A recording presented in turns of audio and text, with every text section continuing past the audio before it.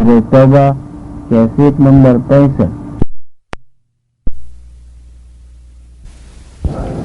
سیدنا محمد وعلى آلہ واصحابہ اجمعین۔ اللهم صل على سيدنا محمد وعلى آل سيدنا محمد كما صليت على إبراهيم وعلى آل إبراهيم في العالمين إنك حميد مجيد۔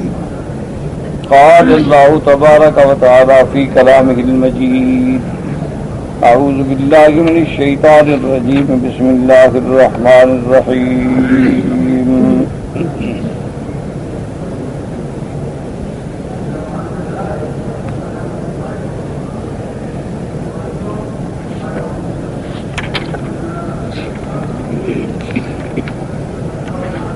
يا أيها النبي جاهد الكفار والمنافقين واغلظ عليهم ومأواهم جهنم وبئس المصير۔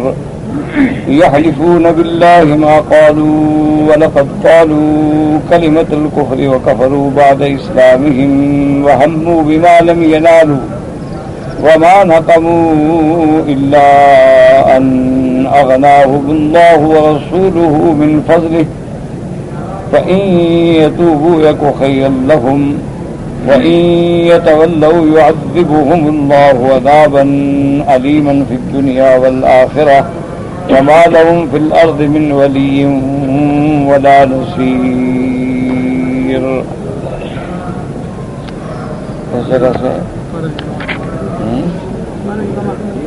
قال امام احمد ایک جگہ ہوگا، کس جگہ قال امام احمد؟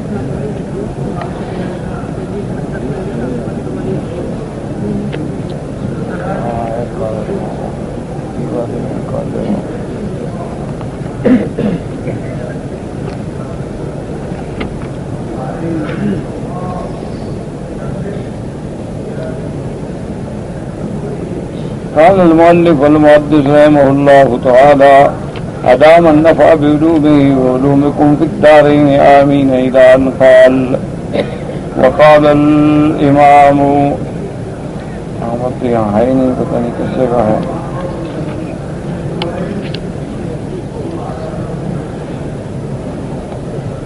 وكذا قد حقا في معجم الطبراني قاله البيهقي، ويشهد لهذه القصة بالصحة ما رواه مسلم۔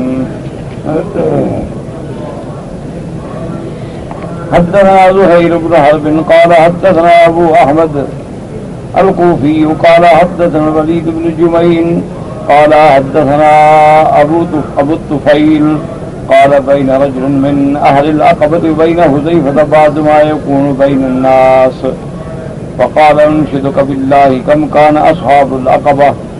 قال: فقال له القوم: أخبره إذ سألك. فقال: كنا نخبر أنهم 14، فإن كنت منهم فقد كان القوم 15، وأشهد بالله أن 12 منهم حرب لله ولرسوله في الحياة الدنيا ويوم يقوم الأشهاد. وعذر 3 قالوا: ما سمعنا منادي رسول الله صلى الله عليه وسلم ولا علمنا بما أراد القوم. وقد كان في حرة يمشي فقال: إن الماء قليل فلا يسبقني إليه أحد، فوجد قوما قد سبقوه ولعنهم جميعا يومئذ. وما رواه مسلم أيضا من حديث قتادة عن أبي نضرة عن قيس بن عباد عن عمار بن ياسر إلى آخره۔ اب مفسر رحمۃ اللہ علیہ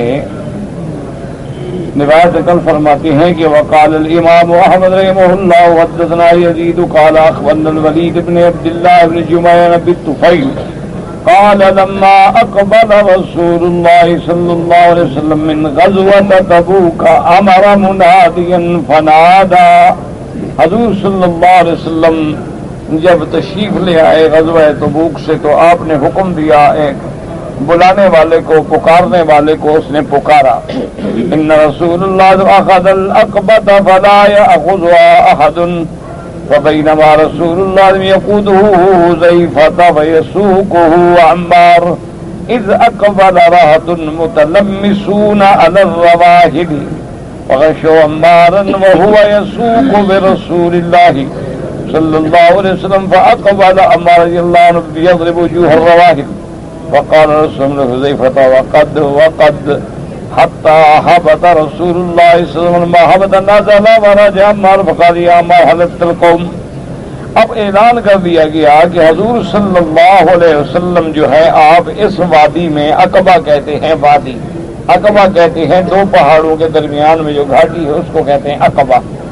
جیسے کہ آپ نے مینا میں دیکھا ہے نا وادی عقبہ جس کو جمرۃ العقبہ، کیونکہ یہ جمرہ جو ہے وادی عقبہ میں ہے، اسی لیے اس جگہ پر جو بیعت ہوئی اہل مدینہ نے میرے آقا سرکار دو جہاں رحمت دو عالم صلی اللہ علیہ وسلم کے ہاتھوں پہ بیعت کی، تو اس کو بھی کہتے ہیں بیعت العقبہ، عقبۃ العولیٰ اور عقبۃ الثانیہ.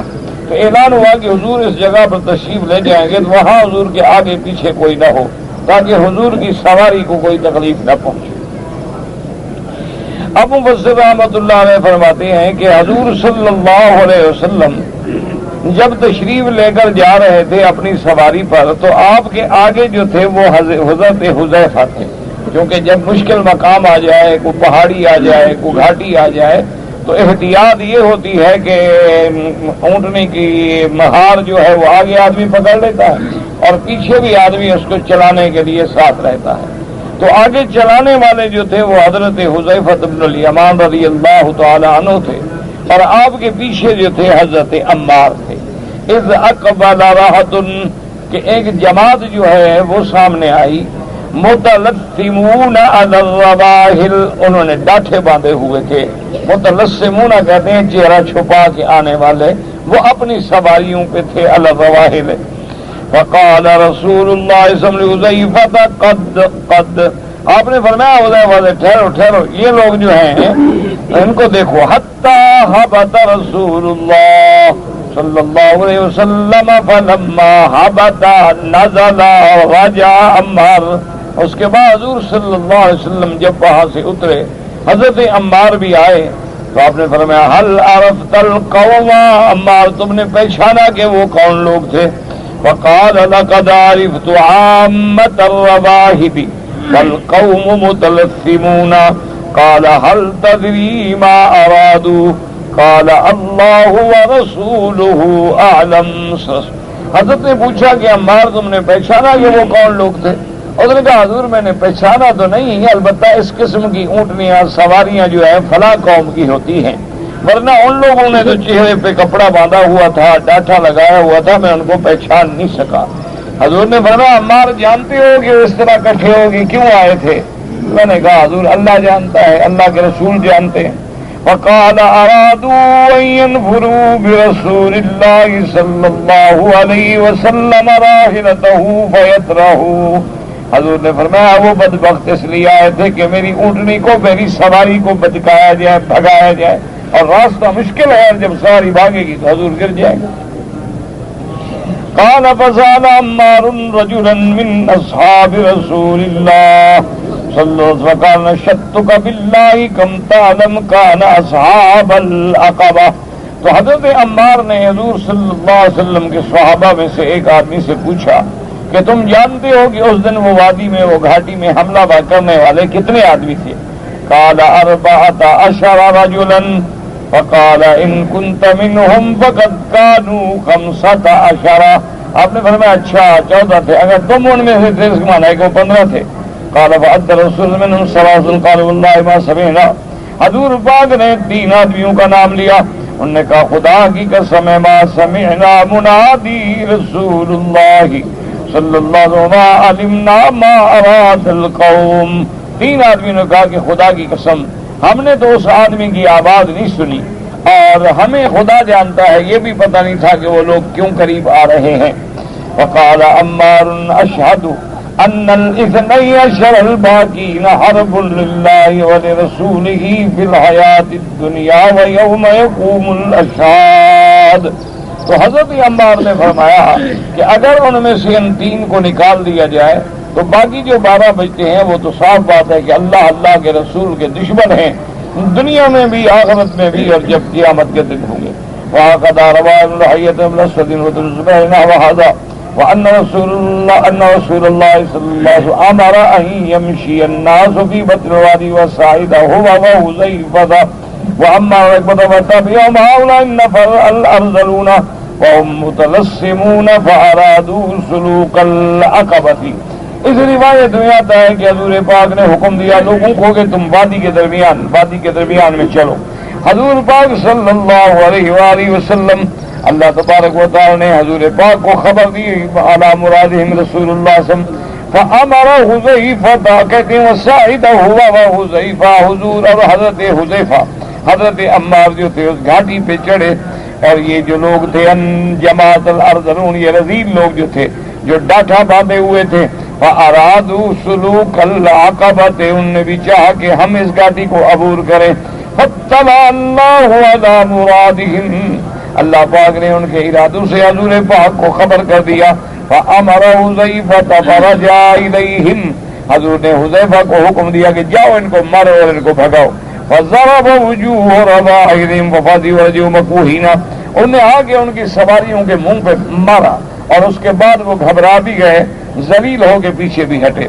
وعلم رستم حذیفہ وعمار بن اسماعیل وما كانوا هموا به من الفتك به حضور پاک صلی اللہ علیہ وسلم نے حضرت حذیفہ اور حضرت عمار رضی اللہ تعالیٰ عنہما کو ان کے نام بھی بتلا دیے اور وہ کیا چاہتے تھے حملہ کرنا حضور پاک صلی اللہ علیہ وسلم پر صلوات اللہ وسلم علیہ وامرهما ان یکتما علیہم اور حضور نے فرمایا کہ حذیفہ اور عمار یہ نام میں نے بتا دیے ہیں لیکن ان کو چھپا کے رکھنا کسی کو بتانا نہیں.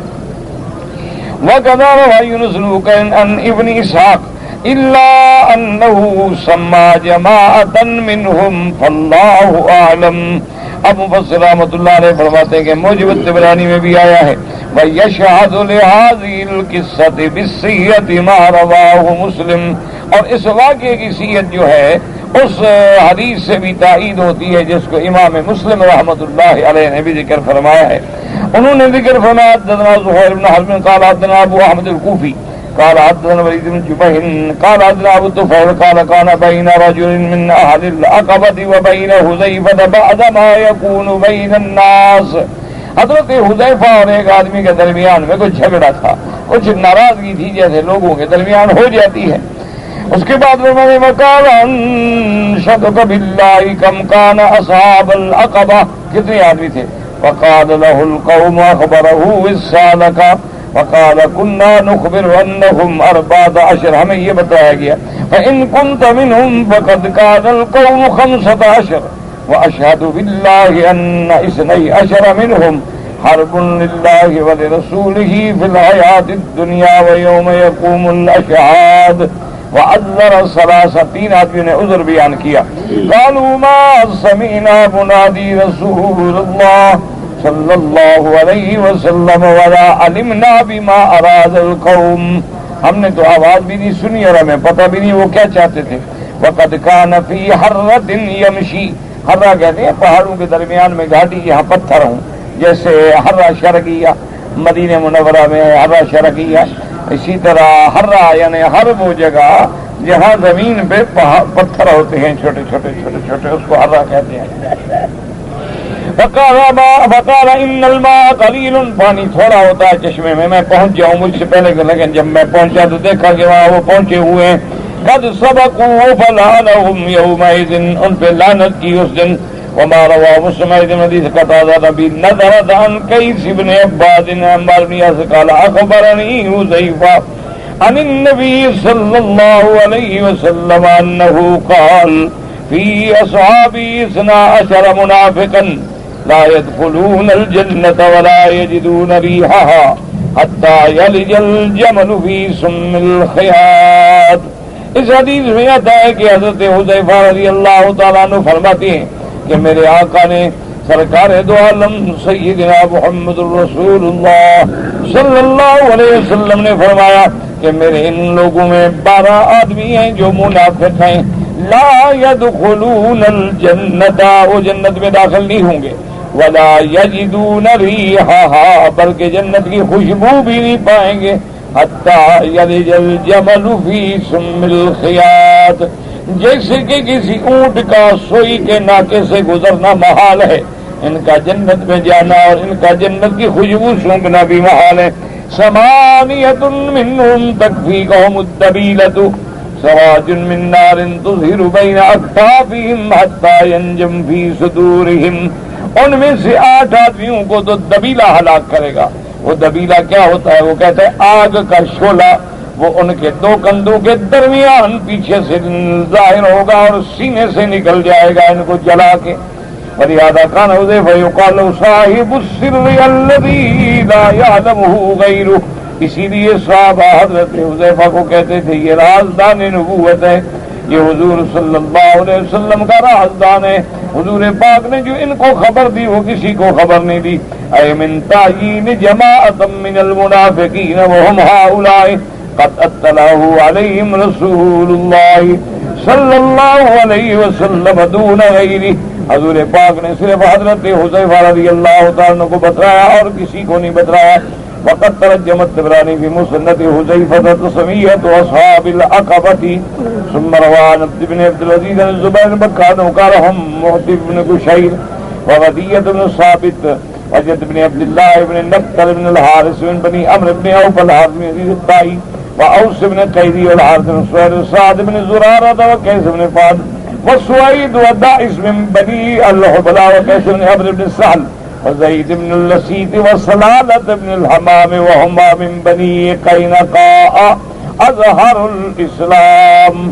اینڈ سند میں ان کے یہ نام ذکر کیے گئے ہیں کہ یہ وہ لوگ ہیں، لیکن راجح قول یہی ہے کہ حضور پاک نے صلی اللہ علیہ وسلم نے حضرت حذیفہ کو تو بتلا دیا، لیکن حضرت حذیفہ کو ساتھ یہ نصیحت بھی فرما دی کہ ان کو ظاہر نہ کرنا اور چھپا لینا، کہ اس کی وجہ یہ ہے کہ اگر ظاہر کریں گے تو حضور صلی اللہ علیہ وسلم کے جو مخلصین صحابہ ہیں وہ ان کو قتل کر دیں گے، تو بات بڑھ جائے گی کہ حضور اپنے ساتھیوں کو بھی قتل کر دیتے ہیں۔ تو اسی میں حکمت تھی، حضور پاک صلی اللہ علیہ وسلم نے ان کے راز کو چھپا دیا۔ وَقَوْلُهُ تَبَارَكَ وَتَعَالَى وَمَا نَقَمُوا إِلَّا أَنْ أَغْنَاهُمُ اللَّهُ وَرَسُولُهُ مِنْ فَضْلِهِ أَيْ وَمَا لِلرَّسُولِ عِنْدَهُمْ ذَنْبٌ إِنَّ اللَّهَ تَعَالَى أَغْنَاهُمْ بِبَرْكَتِهِ وَيُمْنِ سَعَادَتِهِ۔ اللہ پاک نے فرمایا کہ یہ بدبخت جو میرے نبی سے دشمنی کر رہے تھے اور انتقام لینا چاہتے تھے، میرے پاک نبی کا تو کوئی قصور نہیں ہے، یہی ہے کہ ان کی برکت سے ان کو غنا ملا، ان کو راحت ملی، ان کو اطمینان ملا، ان کو دولت ملی، اور میرے نبی پاک صلی اللہ علیہ وسلم کے بجائے فرما بردار ہونے کے دشمن ہو گئے، یعنی حضور کے آنے سے، حضور کی دعاؤں سے ان کی زندگی بدل گئی، لیکن اس کے باوجود یہ انتقام لینا چاہتے ہیں۔ اس کے بعد حضور صلی اللہ علیہ وسلم نے فرمایا لما بلغوا تمت علیہم السعادة دعاهم اللہ لما جاء به كما قال للانصار الم اجدکم ذلالا فهداکم اللہ بی وکنتم متفرقین فألفکم اللہ بی۔ حضور پاک نے انصار کے لوگوں سے یہ بھی فرمایا تھا جب انہوں نے غزوہ حنین کے موقع پہ تقسیم غنائم پہ اعتراض کیا، حضور نے فرمایا کیا تم لوگ گمراہ نہیں تھے؟ کیا تم لوگ اس شرک و کفر کے ظلمات میں نہیں ڈوبے ہوئے تھے کہ میری وجہ سے اللہ نے تمہیں ہدایت دی؟ ہمیں توحید ملی ہے یا پوری عالم کو ہدایت ملی ہے، تو اس کا ذریعہ کون ہے؟ محمد الرسول اللہ صلی اللہ علیہ وآلہ آلہ واصحابہ وسلم تسلیما کثیرا کثیرا۔ اب آپ نے فرمایا وکنتم متفرقین، تم لوگ ایک دوسرے کے دشمن تھے، ایک دوسرے کی گردنیں اڑاتے تھے، اوس و خزرج آپس میں دشمنیاں تھیں، میری وجہ سے اللہ نے تم میں محبت پیدا کی کہ تم کو رحماء بینہم کی تصویر بنا دیا۔ وآلۃ فأغناکم اللہ بی، اور تم لوگ بھوکے تھے، فقیر تھے، محتاج تھے، اللہ نے میرے آنے کے بعد تمہیں غنی بنا دیا ہے۔ یہ سب کلما قال شیئا قالوا واللہ ورسولہ امن، جب وہ کہتے ہاں بالکل صحیح بات ہے، جو کچھ اللہ کے رسول نے احسان کیا ہے، وہذی الصیغۃ تقال حیث لا ذنب، یعنی جب یہ امنا کہنا جو ہے یہ ایک صیغہ ہے عرب میں، اس وقت استعمال کرتے تھے جب کوئی خطا نہ ہو، کوئی گناہ نہیں، یعنی آپ صحیح کہہ رہے ہیں، بالکل کوئی غلطی نہیں۔ وما نقموا منهم إلا أن يؤمنوا بالله وقوله عليه السلام ما ينقم ابن جمیل الا ان كان فقيرا فأغناه اللہ. حضور نے فرمایا ابن جمیل جو انتقام لیتا ہے کس بات کا؟ یہ بھوکا تھا، اللہ نے غنی کر دیا. ثم دعاهم اللہ تبارک وتعالی الى التوبة وقال، اس کے بعد اللہ نے حکم دیا کہ اگر اب بھی توبہ کر لو تو بچ جاؤ گے. فَإِن يَتُوبُوا يَكُ خَيْرًا لَّهُمْ، اگر یہ توبہ کر لیں تو ان کے لیے بہتر ہے. وَإِن يَتَوَلَّوْا، اگر یہ اعراض کریں يُعَذِّبُهُمُ اللَّهُ عَذَابًا أَلِيمًا فِي الدُّنْيَا وَالْآخِرَةِ، اگر انہوں نے توبہ سے اعراض کیا، اللہ کے رسول کی اطاعت سے اعراض کیا، تو پھر اللہ ان کو عذاب دیں گے، عذاب دردناک، دنیا میں بھی اور آخرت میں بھی. اے وَإِن يَسْتَمِرُّوا عَلَىٰ طَرِيقِهِمْ، اگر یہ اپنے اسی کفر کے نفاق کے طریقے پہ جمے رہے، يُعَذِّبُهُمُ اللَّهُ عَذَابًا عَلِيمًا فِي الدُّنْيَا اے بِالْقَتْلِ وَالْهَمِّ وَالْغَمِّ، اللہ ان کو دنیا میں عذاب دیں گے، یہ دنیا میں مسلمانوں کے ہاتھوں قتل ہوں گے. ہر وقت یہ ہم میں اور غم میں دعا کریں اللہ عذاب سے بچائے. اللہ تبارک و تعالی سے دعا کیا کریں اللہ ہم سب سے اپنے عذاب رفع فرمائے. اللہ امت محمد مصطفیٰ صلی اللہ علیہ وسلم سے عذاب رفع فرما دے اور اپنے رحمتوں کے نزول فرما دے، کیونکہ ہر وقت یہ ہم اور حزن ہے اور غم ہے اور پریشانی سے بڑا عذاب کیا. اللہ معاف کرے. وَالْآخِرَةَ بِالْعَذَابِ وَالنَّكَالِ وَالْهَوَانِ وَالصِّغَارِ، اور اللہ آخرت میں ان کو ایسا عذاب دیں گے ذلت والا، ذلیل ہوں گے اور اللہ ان کو ذلیل کر دیں گے. ہوان بھی مانا اہانت سے ذلت ہوتی ہے، صغار مانا جن کی کوئی حیثیت نہ ہو، مانا یہ ہے کہ اللہ ان کو ذلت کا عذاب دیں گے. وَمَا لَهُمْ فِي الْأَرْضِ مِنْ وَلِيٍّ وَلَا نَصِيرٍ، کوئی ان کا دوست نہیں، کوئی مددگار نہیں. وَلَيْسَ لَهُمْ أَحَدٌ يُسْعِدُهُمْ وَلَا يُنْجِدُهُمْ لَا يَحْصُرُ لَهُمْ خَيْرًا وَلَا يَدْفَعُ عَنْهُمْ شَرًّا، کوئی نہیں جو ان کی مدد کرے، کوئی نہیں جو ان کو طاقت دے. مانا یہ ہے کہ ان کو کوئی خیر حاصل نہیں ہوگی اور ان سے کوئی شر دفع کرنے والا نہیں ہوگا. وَمِنْهُمْ مَنْ عَاهَدَ اللَّهَ لَئِنْ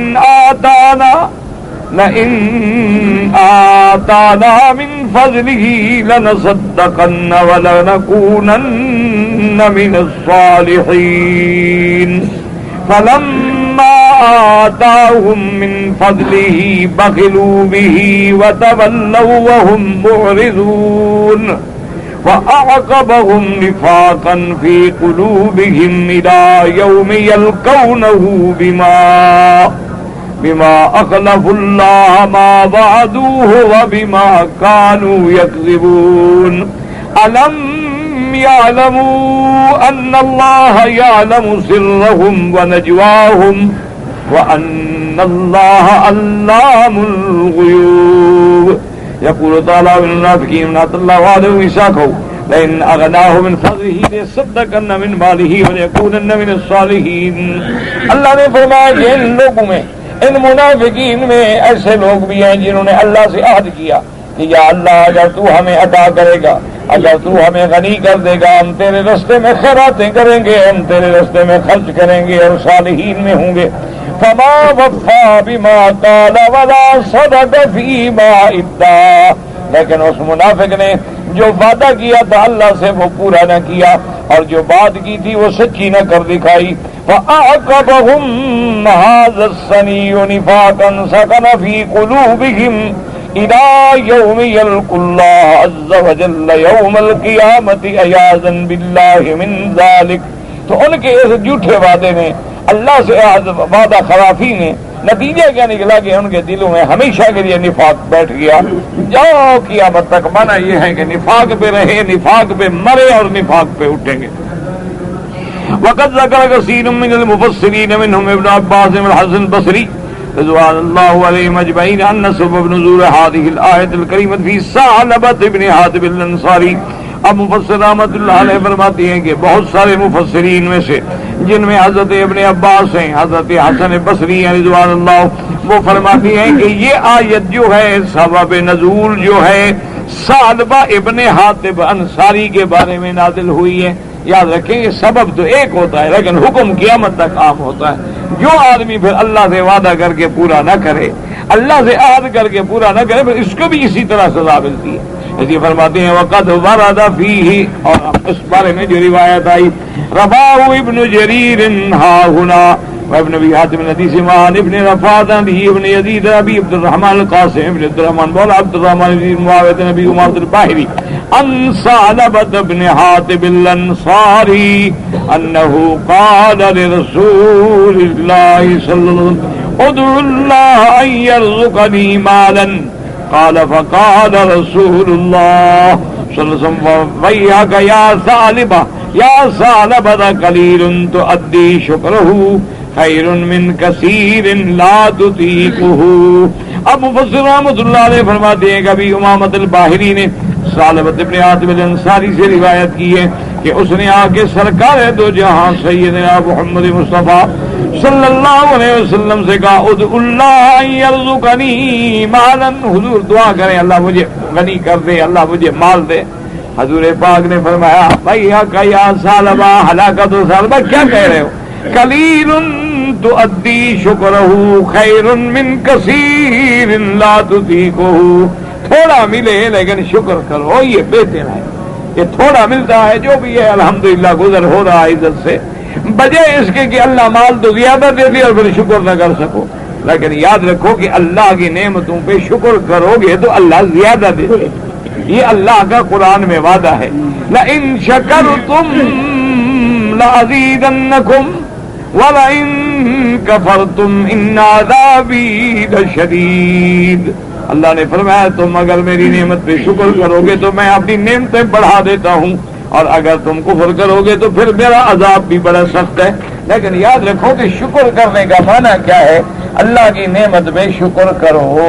شکر کا معنی یہ نہیں ہوتا کہ بس کھا لیا پی لیا اور کہا اللہ تیرا لاکھ لاکھ شکر ہے کہ بھائی میں جی بڑا شکر کرتا ہوں، یہ شکر نہیں ہے. یاد سب سے پہلا شکر یہ ہے کہ اللہ پر، اللہ کے رسول پر ایمان لاؤ. اگر بندہ کافر ہے لاکھ شکر کرے تو کیا شکر؟ اس نے جب اپنے رب کو پہچانا ہی نہیں تو شکر کیا کیا؟ تو سب سے پہلا شکر کیا ہے؟ یاد رکھو ایمان باللہ، اللہ پر ایمان لانا، اللہ کے رسول پر ایمان لانا، اللہ کے احکام پہ، قرآن پہ، شریعت پہ ایمان لانا. جو ایمان نہیں لا رہا، یہودی ہے، عیسائی ہے، ہندو ہے، وہ کیا شکر ہے؟ وہ تو خدا کو پہچانتا ہی نہیں، جس نے نعمتیں دی ہیں ان کو مانتا ہی نہیں، یہ کیا شکر ہے؟ جی آپ کو نعمت دی ایک بندے نے، آپ جانتے نہیں کہ وہ کون ہے، آپ اس کو مانتے ہی نہیں، اپنے عقل سے بنائے ہوئے ہیں خدا بھی اور بت بھی اور سارے بھی، تو یہ تو کوئی شکر نہیں. اچھا پھر شکر کا معنی یہ ہوتا ہے کہ اللہ نے جو نعمتیں دی ہیں وہ اللہ کی فرما برداری میں خرچ ہوں. یہ ہے شکر کہ اللہ نے آنکھیں دی ہیں، اللہ نے ہاتھ دیے ہیں، اللہ نے پاؤں دیے ہیں، اللہ نے عقل دیا ہے. اگر اللہ عقل نہ دیتا، پاگل بنا دیتا، ہم کیا کریں؟ اللہ ہمیں اندھا کر دے ہم کیا کریں؟ اللہ ہمیں لنگڑا بنا دیتے ہم کیا کریں؟ اللہ ہمارے ہاتھ چھین لیتے ہم کیا کریں؟ اللہ تبارک و تعالیٰ ہمیں چلنے کی طاقت ہی نہ دیتے ہم کیا کر لیں؟ اللہ تبارک و تعالیٰ ہمیں کھانے کی قوت ہی نہ دیتے ہم کیا کر لیں؟ اللہ ہمیں بیوی بچوں کے بارے میں طاقت ہی نہ دیتے ہم کیا کر لیں؟ تو یہ ساری نعمتیں جو دی ہیں تو اب یہ اللہ کے حکم میں سر، اللہ کی فرما برداری میں خرچ ہوں، یہ ہے شکر. اچھا اللہ نے مال دے دیا تو مال جو دے دیا ہے وہ بھی یہ نہیں کہ جوئے میں خرچ کرے، وہ جا کے شرابوں میں اڑا دے، عیاشیوں میں اڑا دے، حرام کاریوں میں اڑا دے، منشیات و مخدرات میں اڑا دے، غلط دوستوں میں اڑا دے. وہ تو نہ شکریہ. اللہ نے جو مال دیا ہے وہ اللہ کے راستے میں خرچ، اللہ کے احکام، صدقات، حج، زکوٰۃ، خیرات، غریبوں کی اعانت، بیواؤں کی اعانت، یتیموں کی اعانت، ہر غریب کو ڈھونڈ ڈھونڈ کے بھی جا بھاگ رہا ہے، یہ ہے اس کا شکر. اور ان کے بعد جو آخری درجہ ہے وہ ہے زبان سے ہر نعمت پہ کہنا الحمدللہ. اگر پانی پیے تو الحمدللہ، کھانا کھائے تو الحمدللہ، کپڑا پہنے تو الحمدللہ، سواری پہ بیٹھے تو الحمدللہ، سواری سے اترے تو الحمدللہ، ہر حال میں اللہ کا شکر ہو۔ تو یاد رکھے پھر بندہ ہے شکر گزار۔ اللہ کو نہ مانے تو شکور نہیں کفور ہے۔ اللہ کی نعمتوں کو اللہ کی اطاعت کے بجائے اللہ کی مخالفت میں خرچ کرے تو یہ ناشکر ہے، یہ شکر گزار نہیں۔ اللہ کی نعمتوں پہ زبان سے بھی اقرار نہ کرے تو یہ بھی شکر نہیں۔ اسی لیے حکم ہے کہ پانی پی رہے بسم اللہ الرحمن الرحیم،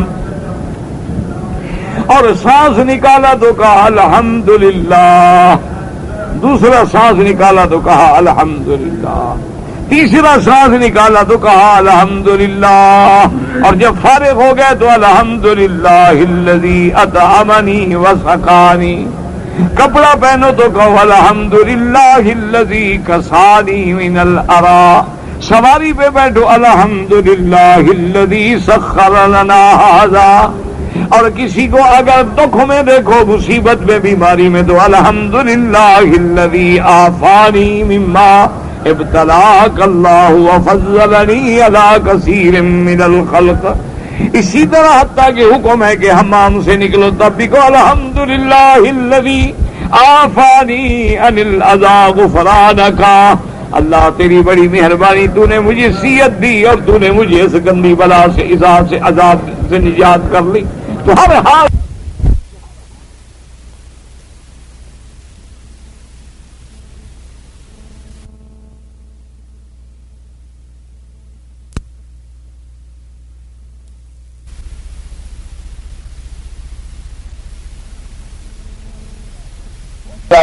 ہے، کتب متقدمہ سے ہیں جن کے بارے میں لا نصدق ولا نکذب، لیکن مفسرین علماء ان روایتوں کو اس لیے نقل کرتے ہیں کہ بھی آدمی فائدہ اٹھائے، معلومات حاصل کرے، جو قرآن و حدیث کے خلاف ہیں ان کو چھوڑ دیں اور جو موافق ہوں لے لیں۔ کہ ایک آدمی نے آ کے سیدنا موسیٰ علیہ السلام، حضرت موسیٰ کلیم اللہ سے عرض کیا کہ یا موسیٰ علیہ السلام، مہربانی کریں اپنے اللہ سے میری درخواست پہنچائیں کہ مجھے اللہ نے اتنی نعمتیں دی ہیں، اتنی نعمتیں دی ہیں، بیوی دی، اولاد دی، بچے دیے، صحت دی، مال دیا، غنا دیا ہے کہ اب بہت ہو گئی ہیں، بس مجھے مزید نہیں چاہیے۔ تو موسیٰ علیہ السلام نے کہا ٹھیک۔ تو انہوں نے عرض کیا اللہ میاں تیرا بندہ بہت نعمتیں ملی ہیں، بڑا خوش ہے، بڑا راضی ہے، وہ کہتے ہیں بس آپ مہربانی کرو اور نہیں چاہیے۔ کبھی زیادہ نعمتیں مل جاتی ہیں بندہ پھر یوں بھی تو کرتا ہے۔ آپ نے دیکھا نہیں بعض لوگ ایسے ہوتے ہیں بچے زیادہ ہو جائیں کہتے ہیں یار اللہ کرے آپ پیدا ہی نہ ہو۔ بعض لوگ رو رہے ہوتے ہیں کہ اللہ میاں کو ایک بچہ تو نصیب کر۔ تو جب موسیٰ علیہ السلام نے اللہ سے عرض کیا تو اللہ نے فرمایا موسیٰ علیہ السلام میرے بندے کو بھی کہہ دیں کہ تیرا رب کہتا ہے کہ تو شکر کرنا بند کر دے، میں نعمتیں دینا بند کر دوں۔ تو جب تو بندہ ہو کہ میرے شکر سے باز نہیں آ رہا تو میں کریم رحیم مالک ہوں آسمان و زمینوں کا، میں کیوں نعمتیں بند کر دوں؟ تو جب تک تم شکر کرتے رہو گے میں دیتا رہوں، اور جس دن تم شکر بند کر دو گے ہم بھی نعمتیں بند کر دیں۔ یہی وہ وجہ ہے، یاد رکھیں کہ آج پورے عالم اسلام پہ مصائب و آلام کے بادل چھا گئے ہیں۔ وجہ کیا ہے کہ ہم نے اللہ کا شکر چھوڑ دیا۔ کہ جن لوگوں کو دولت ملی ہے ان کی دولت یا زنا میں ہے، عیاشی میں ہے، فلموں میں ہے، بے حیائی میں ہے، جوئے میں ہے، کمپیوٹر گیموں میں ہے، شرارتوں میں ہے، فساد میں ہے، اور اللہ کی طرف رجوع ہی نہیں۔ آپ اپنے اپنے محلے میں ادھر آنکھیں بند کر کے غور کریں ٹھنڈے دل سے کہ آپ کے محلے میں کتنے آدمی ہیں امیر اور ان میں زکوٰۃ کتنی دیتے ہیں؟ ٹھنڈے دل سے بالکل ایسے طرح آنکھیں بند کر لیں، اور اپنے آدمی کو زیادہ پتہ نہ ہو تو محلے کے تو 50 100 200 400 بندے کا پتہ ہوتا ہے نا کہ کتنے ان میں امیر ہیں اور کتنے زکوٰۃ دیتے ہیں۔ اچھا آپ محلے میں نظر ڈال لیں اور غور کر لیں کہ ہمارے محلے کی آبادی ہے 2000 آدمی، ان میں نماز میں کتنے ہوتے ہیں؟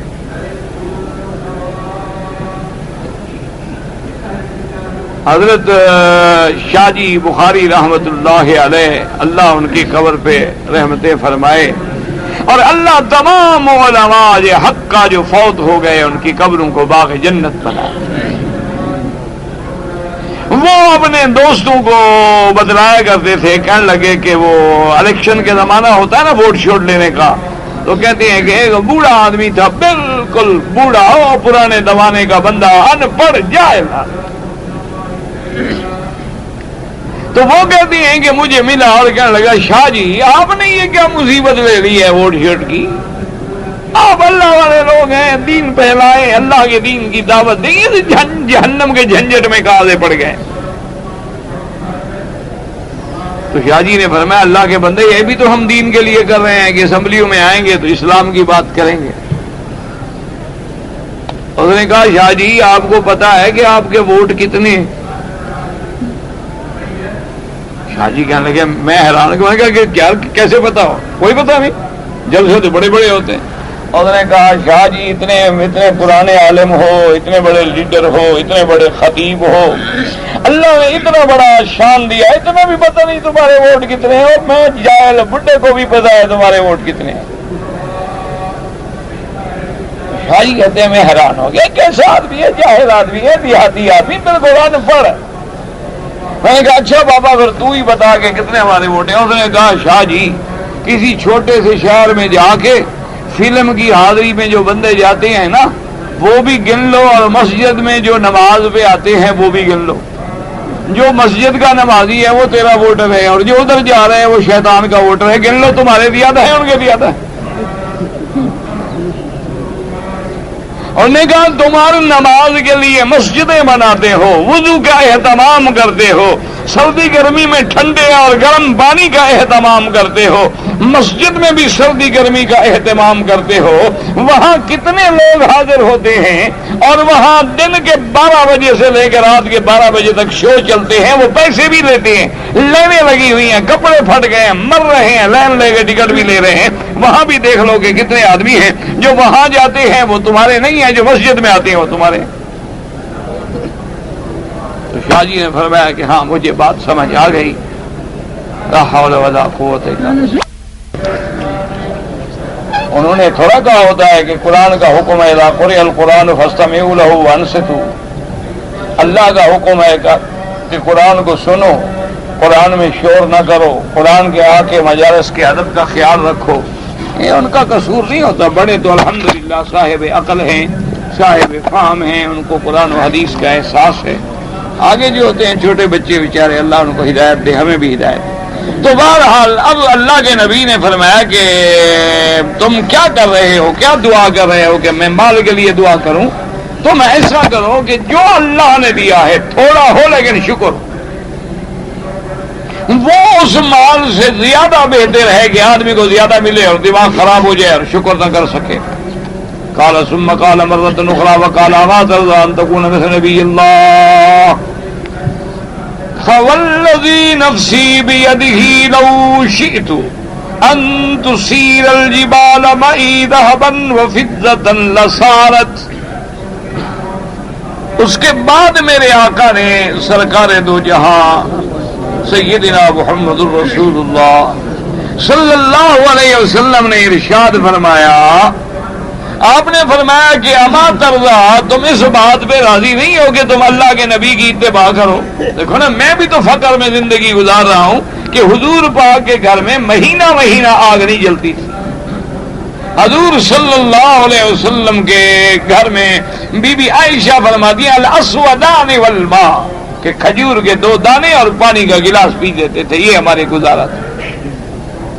حضور نے فرمایا اللہ کے بندے دیکھو کہ لو شئت، اگر میں چاہتا کہ میرے ساتھ ایک سونے کا پہاڑ اور ایک چاندی کا پہاڑ چلے اور میں سونا اور چاندی لٹاتا رہوں تو ممکن ہے اللہ مجھے دے دیتے، کوئی مشکل نہیں تھی۔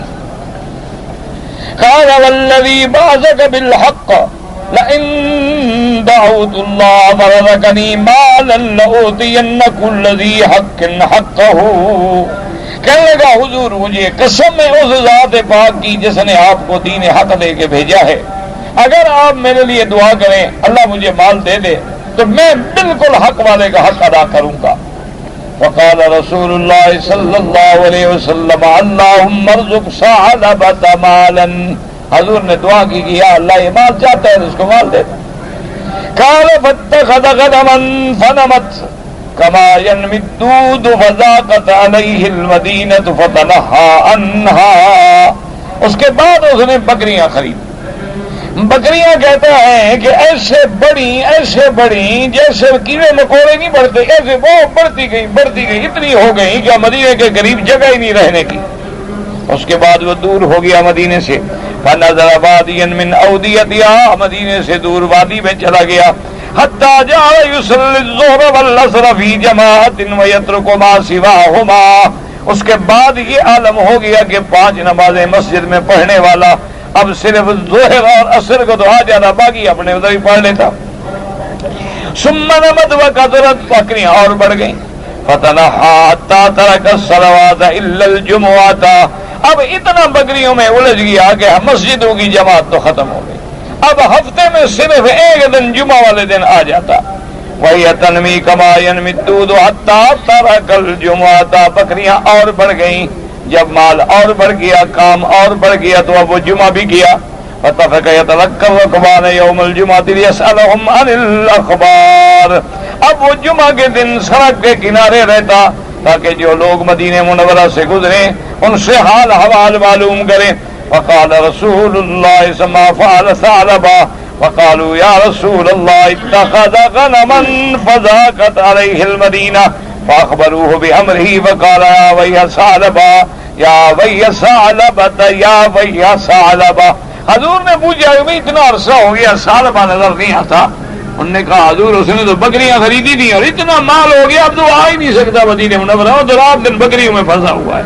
دیکھا نہیں ہے جو لوگ کاروبار کے جھنجٹ میں پڑ جاتے ہیں اور ہر وقت بس دنیا مال مال مال. کبھی فیکٹری میں جا رہے ہیں، کبھی آ رہے ہیں، کبھی لے رہے ہیں، کبھی بیچ رہے ہیں، کبھی گھاٹے ہیں، کبھی نفع ہیں، پاگل ہو کے پھر رہے ہیں. حضور کو جب پتہ چلا تو آپ نے فرمایا واہ بھائی ہلاکت ہے ثعلبہ تیرے لیے. وَأَنزَلَ اللَّهُ جَلَّ ثَنَاؤُهُ خُذْ مِنْ أَمْوَالِهِمْ صَدَقَةً.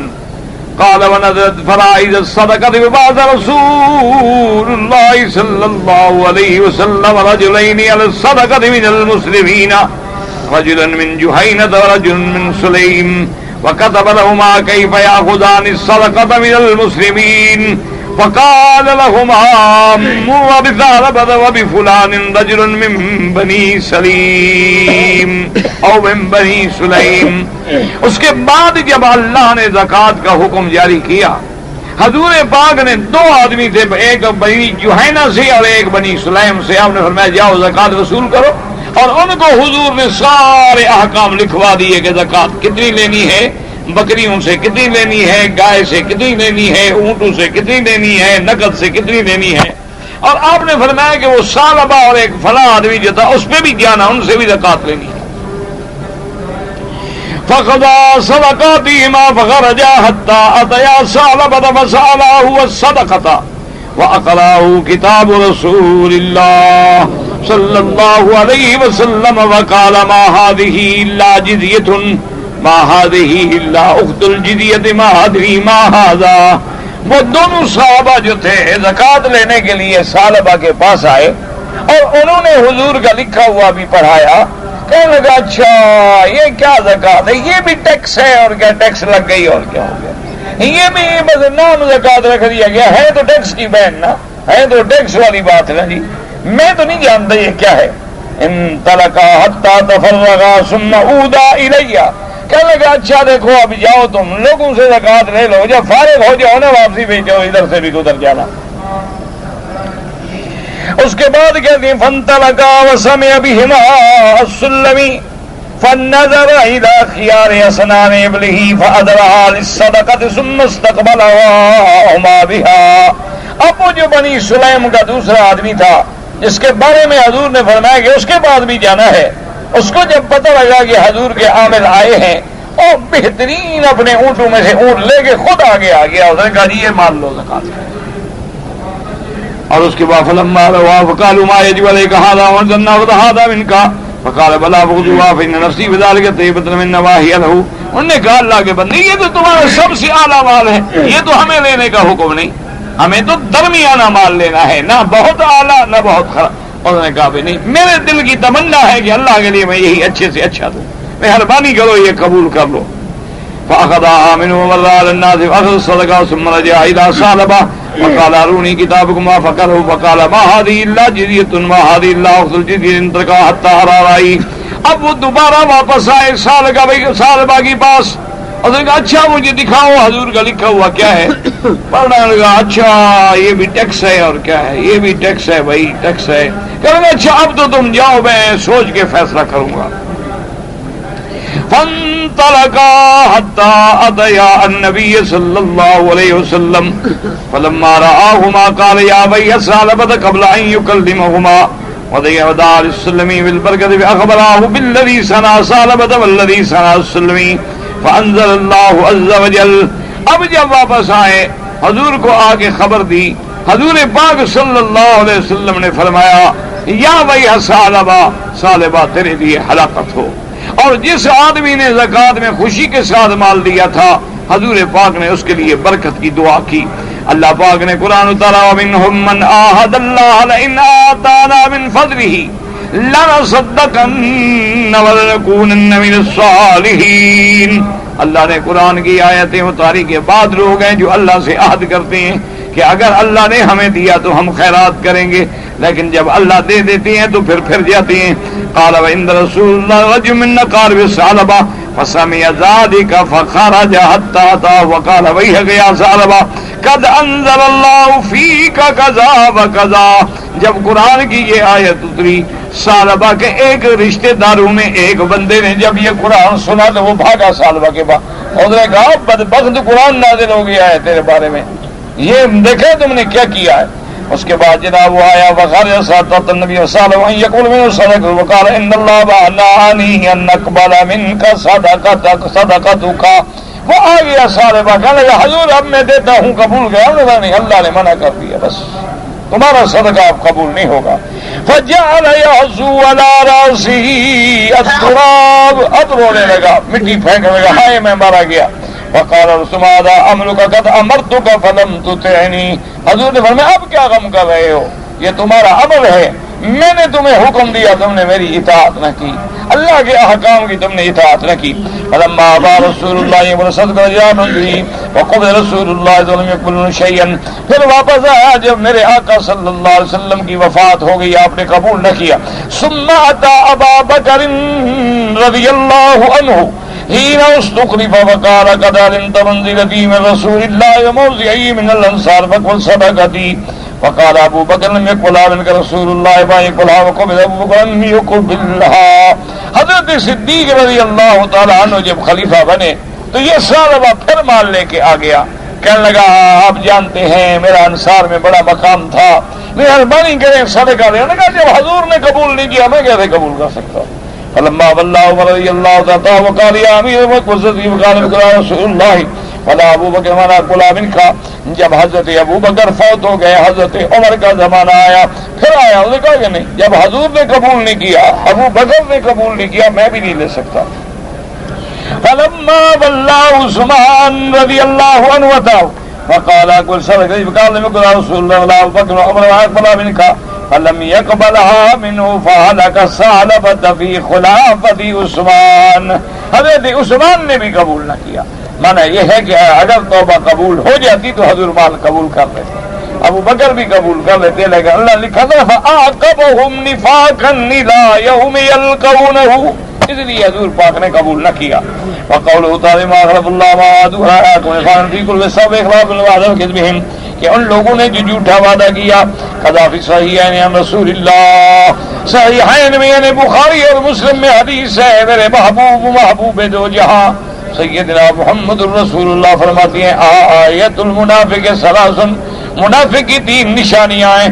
اذا حدث کذب، جب بات کرے تو جھوٹ بولے، واذا وعد اخلف، جب وعدہ کرے تو جو خلاف کرے، وَإِذَا أُؤْتُمِنَ خَانَ، جب امانت رکھی جائے تو خیانت کریں، وله شواهد كثيرة والله تعالى أعلم.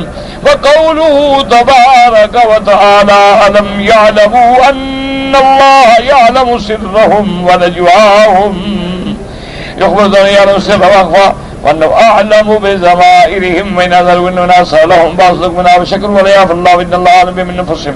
اللہ نے فرمایا کہ اللہ پاک جانتے ہیں جو چھپا ہوا ہے، جو سرگوشیاں ہیں جو تمہارے ضمائر میں ہے، تمہارے افکار میں ہے. جو تم کہتے ہو کہ ہمیں مال ملا تو ہم خرچ کریں گے، اللہ تو تمہارے دلوں کے بھید بھی جانتے ہیں. لأنه تعالی علام الغیوب أي يعلم كل غيب وشهادة وكل سر ونجوى ويعلم وما ظهر وما بطن. اللہ تبارک و تعالیٰ جاننے والے ہیں جو چھپا ہو، جو ظاہر ہو، جو بالکل راز میں ہو یا سرگوشی میں ہو. وَيَعْلَمُ مَا ظَهَرَ وَمَا بَطَنَ، ہر چیز چھپی سب ظاہر جانتے ہیں. تو اللہ کے آگے کیا چیز چھپی ہوئی ہے؟ اللہ پاک آپ کو ہمیں بھی دین پہ عمل کرنے کی توفیق عطا فرمائے. فرض نماز کے بعد اگر ہاتھ اٹھا کر دعا مانگے کوئی حرج نہیں، لیکن ہمارے ہاں جو ضد بن گئی ہے نا کہ ہر نماز کے بعد لازم اٹھانے ہیں یا بالکل نہیں اٹھانے ہیں، تو اعتدال ہونا چاہیے، کبھی اٹھا لیں کبھی نہ اٹھائیں. حضور صلی اللہ علیہ وسلم سے ہر نماز کے بعد تو ثابت نہیں، لیکن ہاتھ اٹھانا تو ثابت ہے. تو اگر ہاتھ اٹھانا ثابت ہے تو اسی طرح حضور کا یہ بھی فرمان ہے کہ ید اللہ علی الجماع، اللہ کا ہاتھ جو ہے وہ جماعت پہ ہوتا ہے. اور اسی طرح یہ بھی ہے کہ جماعت میں کوئی ایک ایسا بندہ بھی ہوتا ہے جس کی وجہ سے اللہ دعا قبول فرما لیتے ہیں. اسی لیے اللہ نے ہر دعا میں ہمیں دعا بھی اجتماعی سکھائی ہے کہ ربنا اغفر لنا ولاخواننا الذین سبقونا بالایمان اللہم اغفر لجمیع المسلمین والمسلمات والمؤمنین والمؤمنات. اور اسی طرح قرآن کہتا ہے قال ربکم ادعونی استجب لکم، وہاں بھی سب صیغہ جمع کا ہے. تو اس لیے میرے بھائی ہمیشہ ضد نہ کریں کہ کبھی مانگ لیا کبھی دعا ویسے مانگ لی. میرے آقا نے ہر دعا نماز کے بعد مانگی ہے، لیکن جو ہماری طرح رواج ہے کہ آپ دعا کریں باقی آمین کہیں، ایسا ثابت نہیں. لیکن مطلقاً ہاتھ اٹھانا بھی ثابت ہے، جماعت کی دعا بھی ثابت ہے، استسقاء میں سب کا مل کے بھی دعا ثابت ہے. تو بہرحال ضد نہ کریں، قرآن و حدیث پہ عمل کریں. حنفی مسلک میں اگر مسجد میں نماز ہو جائے تو دوسری جماعت کرنے کی اجازت ہے؟ نہیں اجازت. امام ابو حنیفہ رحمۃ اللہ علیہ فرماتے ہیں کہ جس محلے میں مسجد ہے اذان باقاعدہ ہوتی ہے، امام باقاعدہ مقرر ہے، وہاں دوسری جماعت نہ کریں. کیوں؟ اگر اجازت دے دیں تو ہر آدمی جب چاہے آئے گا، پہلی نماز میں کون شریک ہوگا؟ تو مقصد سمجھیں. وہ فرماتے کہ نماز بنائی کیوں گئی، مسجد کیوں بنائی گئی، امام کیوں رکھا گیا؟ اگر ڈھیل دے دیں گے پھر تو ہر آدمی آتا رہے گا اور جماعت کرتا رہے گا اور آتا رہے گا اور کرتا رہے گا. کوئی جب آیا کرتے پھر امام رکھنے کی کیا ضرورت تھی؟ تو اس لیے ان کا مقصد یہ ہے کہ وہ جماعت کامیاب ہو. اگر وہ فرماتے ہیں کہ دوسری جماعت اتفاق ہے کہ ایک آدمی بہت لیٹ ہو گئے مجبور ہو گئے تو اس جگہ سے ہٹ کے دوسری جگہ جماعت کریں. باقی ائمہ کے نزدیک مسجد میں دوسری جماعتیں بھی جائز ہیں. اگر حج اور عمرہ میں طواف سے قبل سعی کر لے تو طواف نہیں ہوتا، عمرہ بھی نہیں ہوتا. جب تک طواف نہ کیا جائے صفا مروہ دوڑنا جائز ہی نہیں. تو یہ کیا مانا کہ صفا پہلے دوڑ لے طواف بعد میں کر لے؟ یہ تو وہی ہو گیا کہ ایک آدمی استنجا پہلے کر لے وضو بعد میں کرتا رہے گا، وضو کر کے استنجا کر لے. یہ عجیب بات ہے. بہرحال وہ عمرہ نہیں ہوتا، پہلے طواف ہوگا بعد میں صفا ہوگی، جو سنت ہے محمد الرسول اللہ صلی اللہ علیہ وسلم. طواف کے بعد جو 2 رکعت ہے وہ بہت ضروری ہے. امام ابو حنیفہ رحمۃ اللہ علیہ کے نزدیک تو واجب ہے، باقی ائمہ کے نزدیک سنت ہے.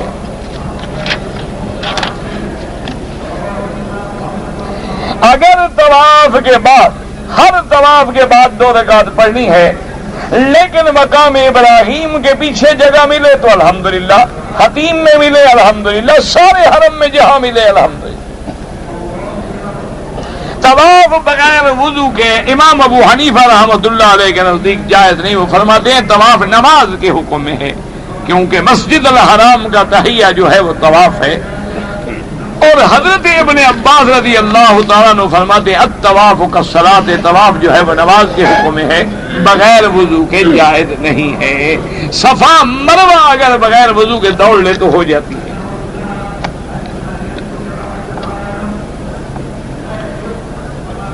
اگر ہم نے عمرہ کی نیت سے آئے ہیں اور عمرہ کر لیا ہے، اب اگر دوسرا عمرہ کرنا چاہیں کوئی منع نہیں، آپ اگر مدینہ منورہ جائیں گے واپس آئیں گے تب بھی تو بغیر احرام کے نہیں آ سکتے، عمرہ ہی کریں گے۔ مکے میں رہتے ہوئے بھی عمرہ کرنا چاہیں تو منع نہیں، لیکن افضل یہ ہے کہ مکے میں زیادہ طواف کریں۔ اصل افضل عمرہ وہ ہوتا ہے جو اپنے ملک سے آتے ہوئے میقات سے احرام باندھ کے کیا جائے۔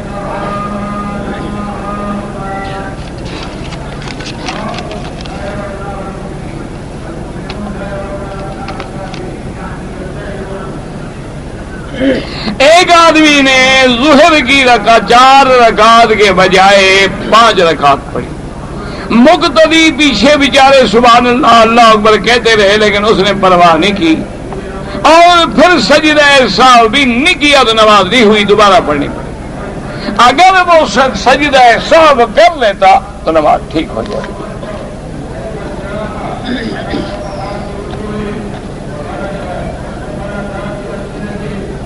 اللہ تبارک و تعالی مسلمانوں کے ملک ہیں، مسلمانوں کی جماعت ہیں، مسلمانوں کے افراد ہیں، سب کی حفاظت فرمائے۔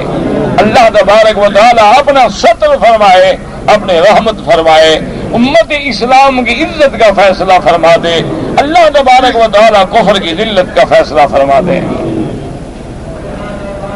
امت پہ بڑا وقت آ گیا ہے، بالکل امتحان آتے ہیں دنیا میں، اللہ سے دعا کریں کہ اللہ تبارک و تعالی ایمان عطا فرمائے، اللہ تبارک و تعالی اتباع کتاب و سنت عطا فرمائے، اللہ تبارک و تعالی مسلمانوں کی جان مال آبرو عزت کی حفاظت فرمائے۔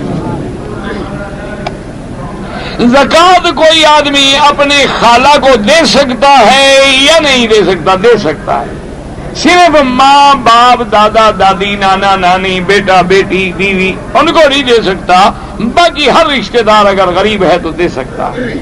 حضور کی محبت اور قرب کیسے حاصل کریں؟ اتباع رسول اللہ صلی اللہ علیہ وسلم، اور دوسرا کثرت کے ساتھ حضور پہ درود پڑھیں، گھر میں سفر میں حضر میں چلتے پھرتے طواف میں ہر مقام پہ جتنا ہو سکے زیادہ سے زیادہ درود پڑھیں حضور صلی اللہ علیہ وسلم پر، انشاءاللہ اللہ کے نبی کی قیامت میں شفاعت بھی نصیب ہوگی اور قرب بھی نصیب ہوگا۔ کہتے جی کہ مجھے نماز کے دوران میں اسلام کے بارے میں شیطان وسوسے ڈالتا ہے، یہ ایمان کی علامت ہے، یہ اچھی بات ہے، بری بات نہیں ہے، کیونکہ یاد رکھو کہ اگر اندر مال ہوگا تو ڈاکو ڈاکہ ڈالے گا، اگر خالی ہو تو کون ڈاکہ ڈالے گا؟ تو اندر ایمان آ گیا ہے، دین آ گیا ہے، تو شیطان ڈاکہ مارنا چاہتا ہے نا، اس لیے وہ جتنا وسوسے ڈالے کوئی فکر نہ کرے، کوئی غم نہ کریں، کوئی ہم نہ کریں، بلکہ ان کے فتنوں کا علاج کیا ہے کہ آخری 2 صورتیں پڑھا کریں، اور دوسرا فتنے کا علاج کیا ہے؟ وہ جتنا وسوسہ ڈالے تو عبادت اور بڑھا دو، وہ 2 رکعت پڑھے نا، وہ فتنے کا آپ 2 رکعت اور شروع کر دو، وہ اور فتنے ڈالے تم 2 رکعت اور شروع کر دو، تو وہ جتنا وساوت ڈالے اتنی عبادت میں زور لگاؤ، خود ناکام ہوگے ذلیل ہوگے بھاگ جائے گا۔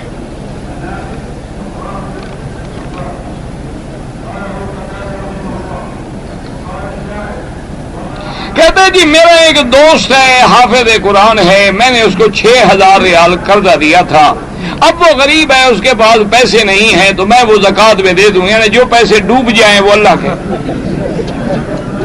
ماشاء اللہ کیسا سمجھدار آدمی، یعنی جو پیسے قرضے میں ڈوب گئے اچھا اللہ میاں ہوتے، یعنی جو بکری مر جائے گا اللہ میاں خیرات، اور جو زندہ ہے اس کے دودھ پیتے رہو، یہ جناب زکوٰۃ ادا نہیں ہوتی۔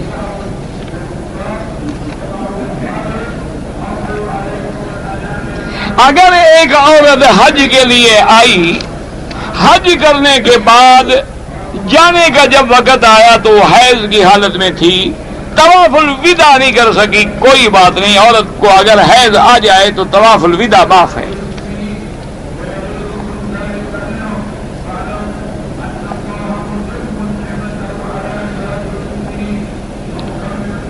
یہودیوں کو نقصان پہنچے تو مسلمان افسوس کرتے ہیں، مسلمانوں کو نقصان پہنچے تو خوش ہوتے ہیں، یہ کوئی ایمان کی علامت تو نہیں ہے۔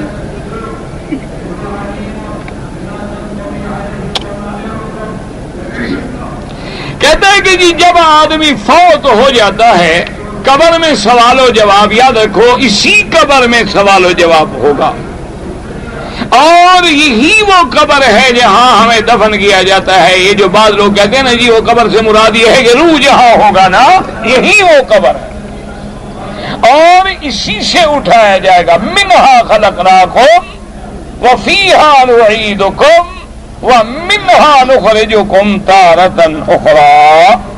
اور حضور نے فرمایا کہ ہاں کذا نبعث یوم القیامہ، تو اپنی قبر مبارک کا اشارہ فرمایا، اور حضور نے فرمایا انہما لیعذبان، ان دو قبر والوں پہ عذاب ہو رہا ہے، اور ان پہ آپ نے چھڑیاں لگائیں تو وہ روح پہ نہیں لگائی جا رہی، اسی قبر میں تھی۔ تو اسی قبر میں سوال جواب ہوگا۔ سوال جواب کے بعد حدیث میں موجود ہے کہ اگر بندہ کامیاب ہو گیا اللہ کی رحمت سے اس کو راحت ملے گی، قبر میں وسعت ملے گی، اور جنت کی طرف سے کھڑکی کھول دی جائے گی، اور حکم ہوگا کہ نم کا نومت العروس، اب سو جاؤ مزے کے ساتھ۔ دعا کرو اللہ ہماری قبروں کو بھی باغ جنت بنائے، اللہ خاتمہ ایمان پہ فرمائے، موت کی گھڑی آئے تو زبان پہ جاری ہو لا الہ الا اللہ محمد الرسول اللہ۔ دعا کیا کریں، اصل بات تو میرے بھائی آخرت اور خاتمہ ہے نا، ساری زندگی اچھی گزر جائے اور خاتمہ خراب ہو جائے نعوذ باللہ تو کیا فائدہ۔ اگر اشراق کے نوافل ہم نے پڑھنے ہیں تو سورج نکلنے کے 10 منٹ بعد نہیں، علماء نے کہا 20 منٹ بعد، اگر بہت زیادہ جلدی ہو تو 15-16 منٹ بعد کم از کم پڑھیں، تاکہ کئی رمح سورج نکلنے کے بعد نیزے کے برابر اوپر آ جائے، تو تقریباً اس میں 15-20 منٹ لگتے ہیں۔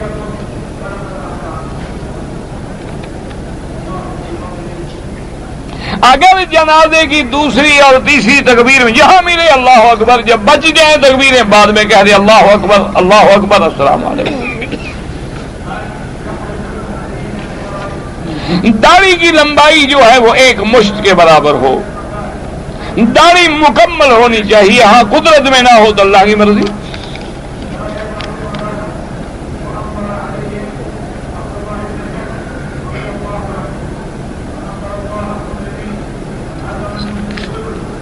اگر ایک عورت کو عمرے کی نیت سے آئی، مکہ پہنچی، ماہواری آ گئی، دوائیں کھا کھا کے بند کی، مدینے چلی گئی، پہلے عمرہ بھی پورا کیا کہ نہیں کیا؟